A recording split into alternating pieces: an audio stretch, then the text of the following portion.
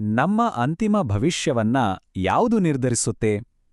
ಇದು ಮನುಷ್ಯನ ಇತಿಹಾಸದಲ್ಲಿ ತುಂಬಾನೇ ಕಾಲದಿಂದ ಕೇಳ್ತಾ ಇರುವೊಂದು ಪ್ರಶ್ನೆ. ಇಂದು ನಾವು ದೈವಿಕ ತೀರ್ಪಿನ ಹಿಂದಿರೋ ದೇವತಾಶಾಸ್ತ್ರವನ್ನ ನೋಡೋಣ. ಮೂಲ ಗ್ರಂಥದ ಪ್ರಕಾರ ನಮ್ಮ ಶಾಶ್ವತ ಭವಿಷ್ಯ ಅನ್ನೋದು ಒಂದೇ ಒಂದು ಮುಖ್ಯವಾದ ಅಂಶದ ಮೇಲೆ ಹೇಗೆ ನಿಂತಿದೆ ಅಂತ ತಿಳ್ಕೊಳ್ಳೋಣ. ಈ ಒಂದು ಸಂಕೀರ್ಣ ವಿಷಯವನ್ನ ಸರಿಯಾಗಿ ಅರ್ಥ ಮಾಡ್ಕೊಳ್ಳೋಕೆ ನಾವು ಇದನ್ನ 5 ತಾರ್ಕಿಕ ಹಂತಗಳಾಗಿ ನೋಡೋಣ.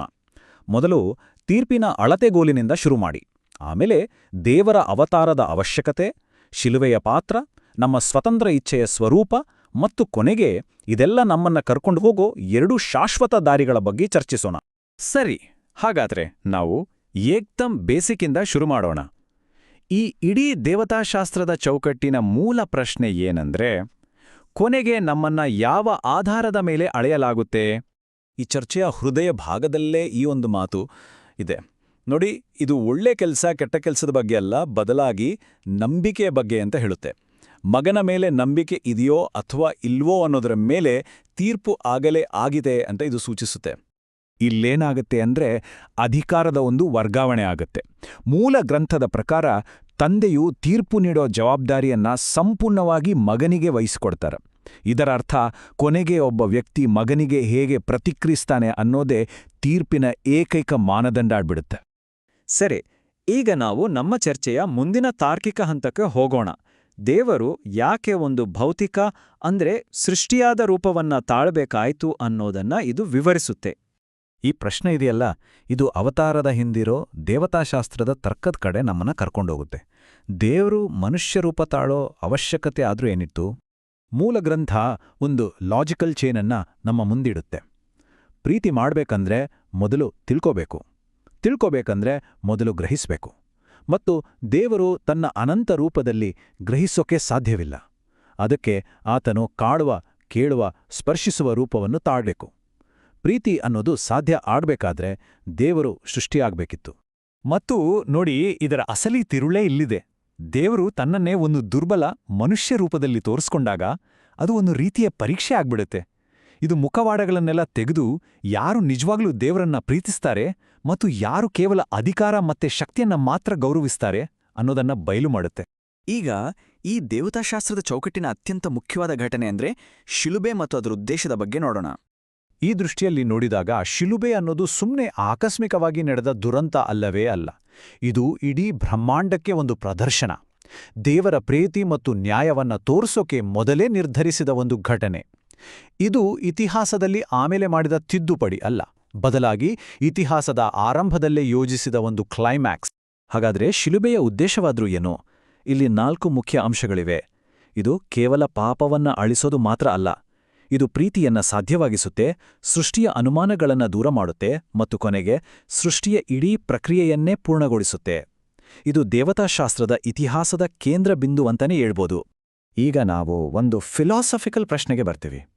ಅಂದ್ರೆ ಮನುಷ್ಯನ ಸ್ವಂತ ಇಚ್ಛೆ ಮತ್ತು ದೇವರ ಶಕ್ತಿ ಇವೆರಡೂ ಹೇಗೆ ಒಟ್ಟಿಗೆ ಕೆಲಸ ಮಾಡ್ತವೆ? ಮೂಲ ಗ್ರಂಥದ ನಿಲುವು ಇಲ್ಲಿ ತುಂಬಾನೇ ಸ್ಪಷ್ಟವಾಗಿದೆ. ಒಂದು, ಸೃಷ್ಟಿ ಅನ್ನೋದು ತಾನಾಗಿಯೇ ಪಶ್ಚಾತ್ತಾಪ ಪಡೋಕೆ ಸಾಧ್ಯವಿಲ್ಲ. ಅದಕ್ಕೆ ದೇವರ ಕೃಪೆ ಅನ್ನೋ ದೈವಿಕ ಕೊಡುಗೆ ಬೇಕೇ ಬೇಕು.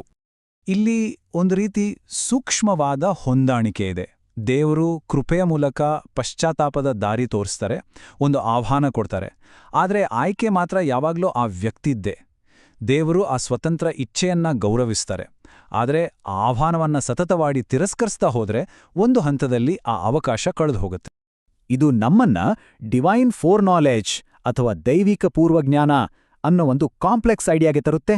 ಮೂಲ ಗ್ರಂಥದ ಪ್ರಕಾರ ನಮ್ಮ ಆಯ್ಕೆಗಳು ನಿಜವಾಗ್ಲೂ ನಮ್ಮವೇ ಆಗಿದ್ರೂ ದೇವರು ಕಾಲದ ಹೊರಗಿರೋದ್ರಿಂದ ಆ ಆಯ್ಕೆಗಳ ಪರಿಣಾಮವನ್ನ ಈ ಜಗತ್ತು ಸೃಷ್ಟಿ ಆಗೋಕ್ಕೂ ಮೊದಲೇ ಆತ ತಿಳಿದಿರ್ತಾನೆ. ಸರಿ, ನಾವೀಗ ನಮ್ಮ ಕೊನೆಯ ವಿಭಾಗಕ್ಕೆ ಬಂದಿದ್ದೇವೆ. ಇಲ್ಲಿವರೆಗಿನ ವಾದಗಳ ಆಧಾರದ ಮೇಲೆ ಸಾಧ್ಯವಿರುವ 2 ಶಾಶ್ವತ ಭವಿಷ್ಯಗಳನ್ನ ಇಲ್ಲಿ ವಿವರಿಸಲಾಗಿದೆ. ಮತ್ತು ಇಲ್ಲಿ ನಾವು 2 ಅಂತಿಮ ದಾರಿಗಳನ್ನ ಸ್ಪಷ್ಟವಾಗಿ ನೋಡಬಹುದು. ಒಂದು ಬೆಳಕು ಮತ್ತು ಜೀವನದ ದಾರಿ, ಇನ್ನೊಂದು ಕತ್ತಲೆ ಮತ್ತು ವಿನಾಶದ ದಾರಿ. ಮೂಲ ಗ್ರಂಥದ ಪ್ರಕಾರ ಈ 2 ದಾರಿಗಳ ನಡುವಿನ ವ್ಯತ್ಯಾಸ ಒಂದೇ ಒಂದು ವಿಷಯಕ್ಕೆ ಬಂದು ನಿಲ್ಲುತ್ತೆ, ಅದು ಮಗನಿಗೆ ವಿಧೇಯತೆ.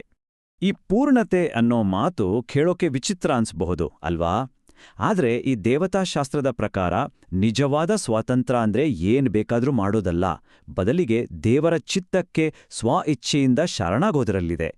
ಹೇಗೆ ಒಂದು ಮೀನು ನೀರಿನಲ್ಲಿ ಮಾತ್ರ ಸ್ವತಂತ್ರವಾಗಿರಲು ಸಾಧ್ಯವೋ, ಹಾಗೆಯೇ ಒಂದು ಸೃಷ್ಟಿ ತನ್ನ ಸೃಷ್ಟಿಕರ್ತನ ಜೊತೆ ಒಂದಾದಾಗ ಮಾತ್ರ ತನ್ನ ನಿಜವಾದ ಉದ್ದೇಶ ಮತ್ತು ಸ್ವಾತಂತ್ರ್ಯವನ್ನ ಕಂಡುಕೊಡುತ್ತೆ. ಇದು ಮತ್ತೊಮ್ಮೆ ಈ ಇಡೀ ದೇವತಾಶಾಸ್ತ್ರದಲ್ಲಿ ಮಗನಿಗೆ ಎಷ್ಟು ಕೇಂದ್ರ ಸ್ಥಾನವಿದೆ ಅನ್ನೋದನ್ನ ಒತ್ತಿ ಹೇಳುತ್ತೆ. ಆತನೇ ಎಲ್ಲಾ ಸೃಷ್ಟಿಗೆ ಕಾರಣ ಮತ್ತು ಅದರ ಕರ್ತೃ. ಹಾಗಾದ್ರೆ ಕೊನೆಗೆ ಉಳಿಯೋದ್ಯಾರು? ಈ ಬಗ್ಗೆ ಮೂಲಗ್ರಂಥದ ತೀರ್ಮಾನ ತುಂಬಾನೇ ಸ್ಪಷ್ಟ. ವಿಧೇಯತೆ ಅಸ್ತಿತ್ವದ ಕೀಲಿ. ಅಂದ್ರೆ ಇಲ್ಲಿ ಹೇಳಿರೋ ಪ್ರಕಾರ ಮೋಕ್ಷಕ್ಕೆ ಇರೋ ದಾರಿಯ ವಿಶೇಷತೆಯನ್ನ ಇದು ಒತ್ತಿ ಹೇಳುತ್ತೆ. ಬೇರೆ ಯಾವ ದಾರಿಯೂ ಇಲ್ಲ ಅಂತ ಗ್ರಂಥ ಸ್ಪಷ್ಟಪಡಿಸ್ತೆ. ಹಾಗಾಗಿ ನಮ್ಮ ಮುಂದೆ ಈ ಪ್ರಶ್ನೆ ಉಳಿಯುತ್ತೆ. ನಮ್ಮ ಜೀವನದ ಒಂದೇ ಒಂದು ಆಯ್ಕೆ ನಮ್ಮ ಶಾಶ್ವತ ಭವಿಷ್ಯವನ್ನೇ ನಿರ್ಧರಿಸುತ್ತೆ ಅಂತ ಈ ಗ್ರಂಥ ಹೇಳೋದಾದ್ರೆ, ಹಾಗಾದ್ರೆ ಆ ಆಯ್ಕೆಯ ನಿಜವಾದ ತೂಕವಾದರೂ ಏನು? ಇದು ನಮ್ಮ ನಂಬಿಕೆ, ಸ್ವಾತಂತ್ರ್ಯ ಮತ್ತು ನಮ್ಮ ಅಸ್ತಿತ್ವದ ಅಂತಿಮ ಉದ್ದೇಶದ ಬಗ್ಗೆ ಇನ್ನಷ್ಟು ಆಳವಾಗಿ ಯೋಚಿಸೋ ಹಾಗೆ ಮಾಡುತ್ತೆ.